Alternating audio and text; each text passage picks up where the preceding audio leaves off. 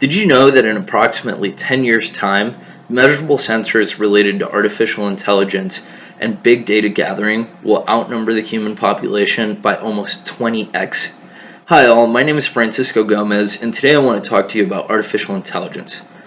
Artificial intelligence is growing very rapidly into our workplaces, into our homes, and more than anything, we need to make sure that we're ready.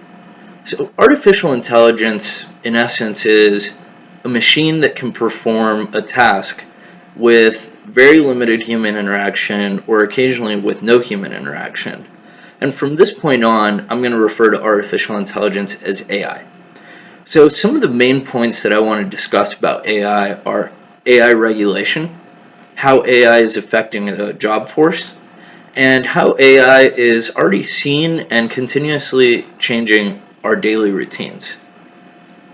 So the first point I want to discuss are very widespread concerns about AI usage and development. There are very famous experts such as Elon Musk, Stephen Hawkins, and even people among the general population that genuinely fear how artificial intelligence will continue to develop. One of the main concerns is weaponizing AI, which in essence means weapons that are automated by AI, weapons that can make the decision between life or death, between enemy and civilian, which is one of the main concerns. And Catherine Clifford for CNBC tells us that over 20 countries in the world have already banned weaponizing AI. So we do see a general push for the ban of weaponizing AI and kind of limiting its impact on general warfare today. However, we also see the concern with AI development. It was a very famous story last year that Facebook had to shut down a program because their AI learned its own language.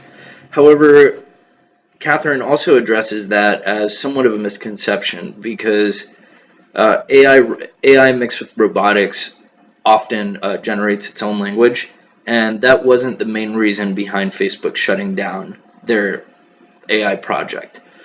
So while we must identify and try to understand and sympathize with the fears of artificial intelligence, we must also understand that it's already part of our workforce in a very, very large way.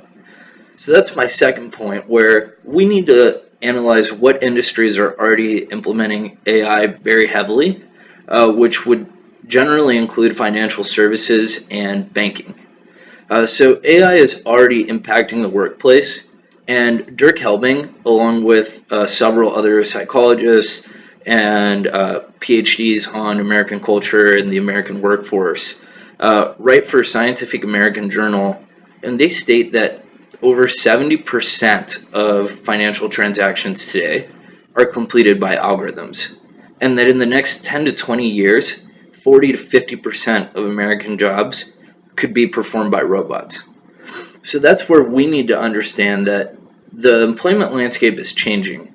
The skills required to perform certain jobs are changing. And along with AI, we must continue to develop our skills in order to remain relevant compared to the robots.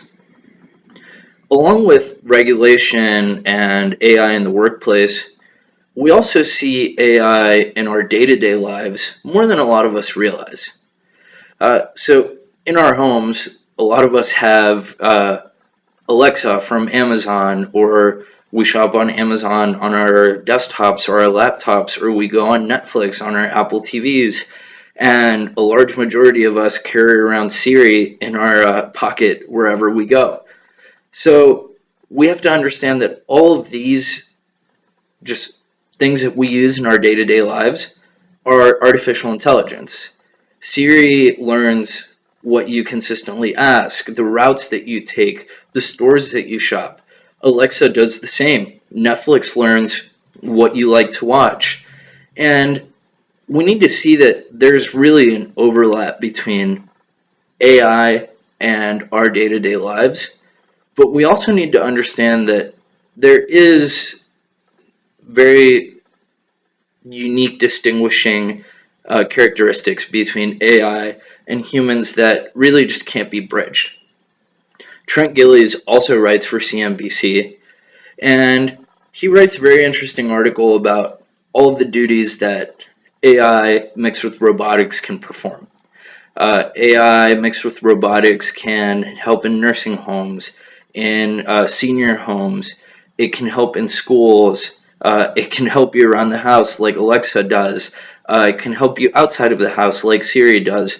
But one thing that it can't do is AI can't empathize. AI can't really listen with sympathy or with pity, or in essence, it can't have the same level of emotional connection that we as humans can have.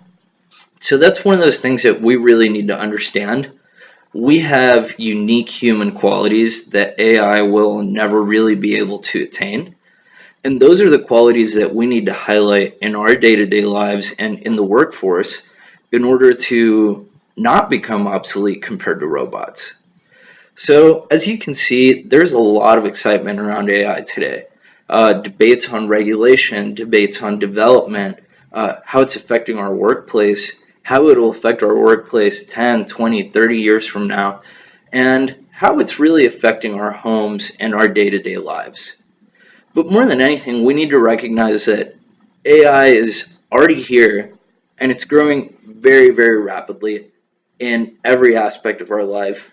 And it's going to change things, and we need to be ready. So I believe this is really the technological revolution.